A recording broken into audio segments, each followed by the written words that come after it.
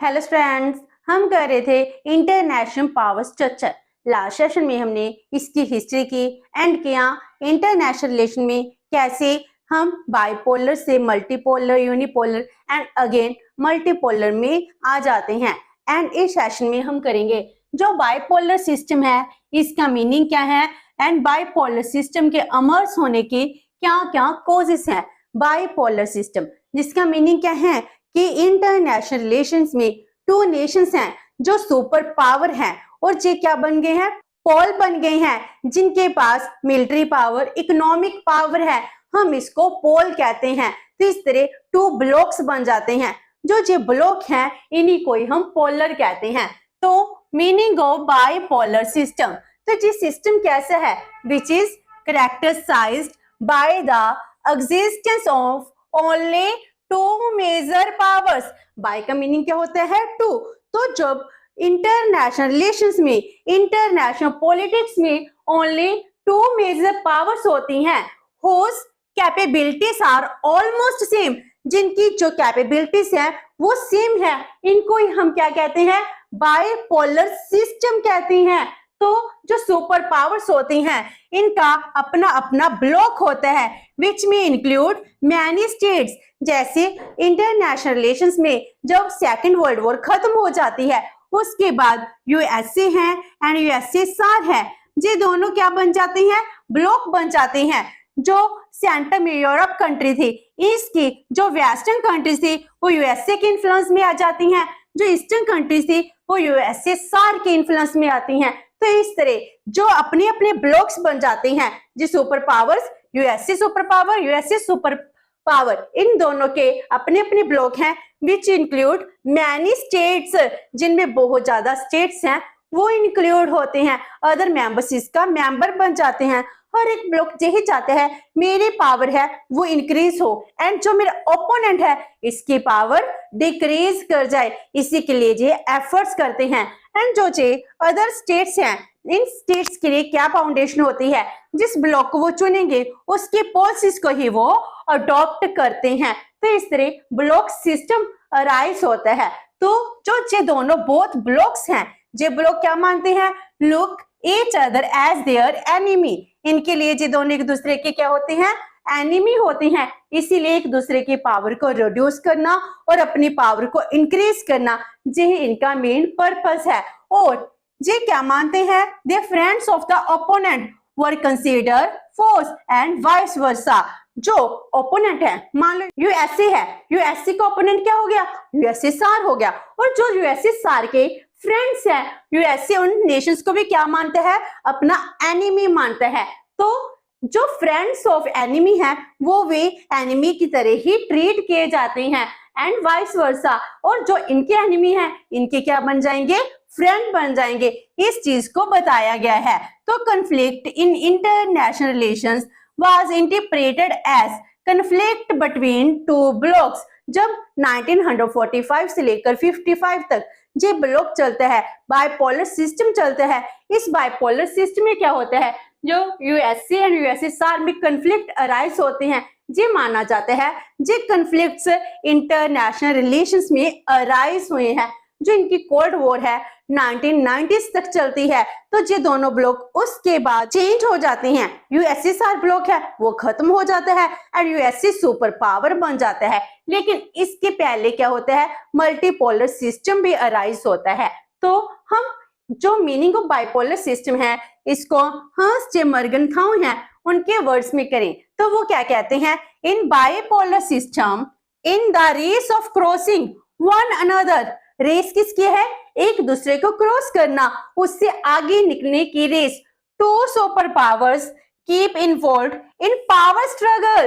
तो जो हम अपनी इंटरनेशनल रिलेशंस में कोल्ड वॉर का पीरियड मानते हैं, बैलेंस ऑफ थ्रेट का मानते हैं, बैलेंस ऑफ टेरर का मानते हैं, जिसमें कलेक्टिव सिक्योरिटी है ये भी फेल हो जाती है, जिसमें यूएनओ है इंटरनेशनल ऑर्गेनाइजेशन बनाई थी वो वीक हो जाती है। तो इतनी पावर स्ट्रगल होती है। In power struggle none of this power super powers want to lag behind. कोई भी सुपर पावर है एक दूसरे से पीछे नहीं रहना चाहती। यूएसएसआर को सरपास करना चाहती है, यूएसएसआर यूएसए को सरपास करना चाहती है। उस टाइम न्यूक्लियर वेपन है, इनमें बहुत ज्यादा डेवलपमेंट होती है, आर्मामेंट रेस इंक्रीज होती है एंड इसके साथ ही टेक्नोलॉजी डेवलपमेंट की रेस भी स्टार्ट हो जाती है। चांद पर कौन पहले जाएगा इसकी भी कोशिश की जाती है। तो हर एक मैटर में जिस सुपर पावर्स अपने आप को आगे दिखाना चाहती थी, इस तरह की रेस है इंटरनेशनल रिलेशंस में स्टार्ट हो जाती है between two polars, between two blocks, between two nations and इसके साथ ही अदर नेशंस इंक्लूड हो जाते हैं।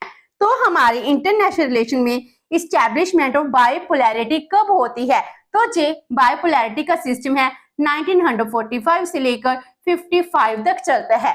तो इसमें क्या है? The bipolarity that emerges in the period immediately after world war two, जब वर्ल्ड वॉर टू खत्म हो जाती है और उसके बाद ही जब पीरियड स्टार्ट होता है कोल्ड वॉर का, कोल्ड वॉर में बाइपोलर सिस्टम है वो अमर्ज होते हैं।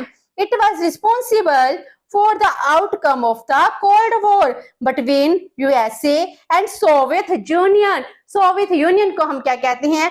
यूएसएसआर कहते हैं, union of Soviet socialist Republic. तो इस तरह इन दो कंट्रीज में क्या हो जाती है? वॉर स्टार्ट हो जाती है। ये दोनों सुपर पावर थी और इससे पहले क्या थी? यूरोपियन नेशंस थे, वो बहुत ज्यादा स्ट्रॉन्ग थे, इसीलिए कोई भी सुपर पावर क्रिएट नहीं हो पाती है। लेकिन सेकेंड वर्ल्ड वॉर में जर्मनी, फ्रांस, यूके ये वीक हो जाते हैं, जिसके बाद टू मेजर सुपर पावर्स हैं वो ही रहती हैं, यूएसए एंड यूएसएसआर। इसी तरह इनकी वीक पोजीशन की वजह से टू सुपर पावर्स हैं वो 1945 में अमर्ज होती हैं, जिस वजह से टू ब्लॉक बन जाते हैं, बाइपोलर बन जाते हैं। एक को हम अमेरिकन ब्लॉक कहते हैं एंड सेकंड को हम सोवियत ब्लॉक कहते हैं, जिसको हम यूएसए ब्लॉक कह रहे हैं, इसको हम यूएसएसआर ब्लॉक कह रहे हैं। इसको वेस्टर्न ब्लॉक भी कहा जाता है एंड सोवियत को ईस्टर्न ब्लॉक भी कहा जाता है। अगर हम वर्ल्ड के मैप में देखते हैं तो इसी तरह ही डिवीजन है, जो यूएसए है वो वेस्ट की साइड है एंड रशिया ईस्ट की साइड है, इसीलिए ईस्टर्न एंड वेस्टर्न ब्लॉक कहा जाता है। जो अमेरिकन ब्लॉक है हम इसको कैपिटलिस्ट ब्लॉक भी कहते हैं, क्योंकि जो कैपिटलिज्म को फेवर कर रहा था एंड जो सोवियत ब्लॉक है जो कम्युनिज्म की जो टेक्नोलॉजी है, आइडियोलॉजी है, इसको स्प्रेड कर रहा था, तो जो कम्युनिस्ट ब्लॉक बन जाता है। इस तरह आइडियोलॉजिकल वॉर होती है बिटवीन टू ब्लॉक्स, जिस वजह से इंटरनेशनल रिलेशन में बाइपोलर सिस्टम है वो अमर्ज होता है। तो जो बाइपोलर सिस्टम में अमर्ज हुआ है इसकी कॉजेस क्या है? तो factors responsible for the establishment of bipolarity in international relations. Two system है, इसमें टू सुपर पावर से क्यों रहेगी? इसके क्या क्या कॉजेस हैं? First one is decline of the power of the European union. जो यूरोपियन यूनियन की कंट्रीज थी सेकेंड वर्ल्ड वॉर में हार जाती हैं, Germany, France, Italy, Belgium, UK, ये सभी क्या हो जाती हैं? वीक हो जाती हैं और इसीलिए इंटरनेशनल रिलेशंस में क्या हो जाता है? पावर वैक्यूम क्रिएट हो जाता है और इस पावर वैक्यूम को फिल करने के लिए टू सुपर पावर्स अमर्ज होती हैं, जो मिलिट्री पावर भी है, जो इकोनॉमिक पावर भी थी, इसीलिए यूएसए एंड यूएसएसआर है, सोवियत ब्लॉक है, वो अमर्ज होता है। Number 2, end of the policy of isolation by USA. USA पहले आइसोलेशन की पॉलिसी को अडॉप्ट कर रहा था, इसीलिए वो वॉर में इन्वॉल्व नहीं हुआ। जब सेकेंड वर्ल्ड वॉर स्टार्ट होती है इसमें यूके है वो ही प्रोमिनेंट रोल प्ले करता है, लेकिन 1941 में यूएसए है वो भी क्या करता है? वॉर में इन्वॉल्व हो जाता है, क्योंकि यूके पीछे हट गया था, उसकी वीक पोजीशन की वजह से उसकी इकोनॉमिक कंडीशन बहुत ज्यादा वर्स्ट हो जाती है। तो इसलिए यूएसए अपनी आइसोलेशन पॉलिसी है इसको छोड़कर नई पॉलिसी को अडॉप्ट करता है, इंटरनेशनल रिलेशंस में आ जाता है, जिस वजह से वो पावर को अटेन कर लेता है, तो वो सुपर पावर बन जाता है। Number 3, rise of two super powers. तो इंटरनेशनल रिलेशंस में 1945 से लेकर 55 तक ओनली टू सुपर पावर्स थी, वो ही अमर्ज होती हैं, यूएसए एंड यूएसएसआर। तो जो सुपर पावर्स कह रहे हैं, इन सुपर पावर के पास बहुत ज्यादा मिलिट्री पावर थी, इनके पास इकोनॉमिक पावर थी। मिलिट्री पावर का स्ट्रॉन्ग होना बहुत जरूरी है, लाइक दिस हमारी इकोनॉमी, हमारी वेल्थ भी हमको रिप्रेजेंट करती है। अगर कोई कंट्री बहुत ज्यादा रिच है तो वो रिच कंट्री क्या करती है, दूसरी कंट्रीज की हेल्प करती है, असिस्टेंस प्रोवाइड करती है। अगर आपको कोई फाइनेंशियल हेल्प करते हैं तो हम उसके अंडर ही वर्क करना स्टार्ट कर देती हैं। तो इस तरह इकोनॉमिकली एंड मिलिट्री वाइज जो सुपर पावर्स हैं वो अमर्ज होती हैं। नेक्स्ट चीज, strong sense of competition between capitalism and communism.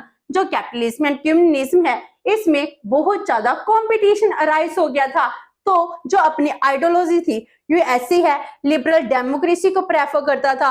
वो हर एक जगह पर जो भी नई नेशंस हैं वो इंडिपेंडेंट होते हैं, उनमें कैपिटलिज्म को एस्टैब्लिश करने की कोशिश करते हैं। एंड जो सोवियत यूनियन थी वो कम्युनिज्म आइडियोलॉजी है, सोशलिस्ट आइडियोलॉजी है, इसको स्प्रेड करते हैं। तो अपनी आइडियोलॉजिकल वॉर स्टार्ट कर देते हैं। जब आइडियोलॉजिकल वॉर स्टार्ट हो रही है इसमें इसके बिसाइड जो भी इकोनॉमिक कंपटीशन है वो भी प्रिवेल करना स्टार्ट कर जाता है। इस तरह क्या होता है, strong sense of competition emerged होता है, जिस वजह से टू पोलर्स हैं वो बन जाते हैं। Number 5, reduce number of great powers from 7 to 2। पहले सेकेंड वर्ल्ड वॉर में 7 सुपर पावर थी जो कम हो जाती हैं, जिसमें जर्मनी है, इटली है, फ्रांस है, यूके है, ऑस्ट्रिया है। इनकी जो इकोनॉमिक और मिलिट्री पावर है वो वीक हो जाती है। तो 7 से कितने रह जाते हैं, 2 ग्रेट पावर्स रह जाती हैं। Next is cold war and assistance of other Nations. जो कोल्ड वॉर का पीरियड था इसमें क्या किया गया, जो अदर नेशंस थे, जो यूरोपियन कंट्री थी, इनमें जो इकोनॉमी थी पूरी तरह से डिस्ट्रक्ट हो चुकी थी। इनको मनी की जरूरत थी, अपने आप को रिस्ट्रक्चर करना था, इसलिए यूरोपियन नेशंस हैं इनको इकोनॉमिक असिस्टेंस दी जाती है। तो इकोनॉमिक असिस्टेंस देने के लिए यूएसए क्या करता है, मार्शल प्लान है वो इंट्रोड्यूस करता है, जिसके थ्रू वो जर्मनी, ये फ्रांस कंट्री हैं, इनको अपनी आइडियोलॉजी में मिलाने के लिए उनको इकोनॉमिक असिस्टेंस देता है।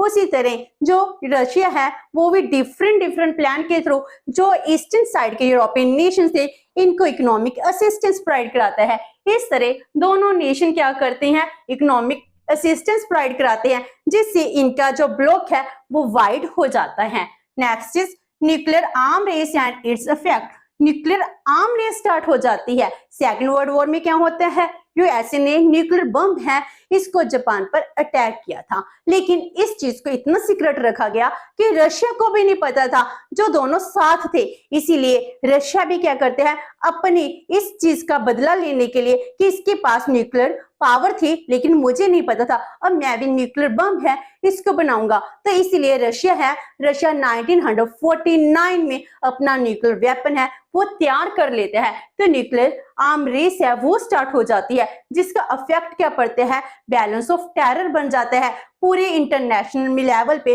वॉर जैसी सिचुएशन है वो क्रिएट हो जाती है। Next is need of economic assistance of third world countries. जो थर्ड वर्ल्ड कंट्रीज हैं इनको इकोनॉमिक असिस्टेंस की जरूरत थी। जो एशिया, अफ्रीका, लैटिन अमेरिका जैसी कंट्रीज थी जो नई इंडिपेंडेंट हुई थी, इनको इकोनॉमिक असिस्टेंस चाहिए थे।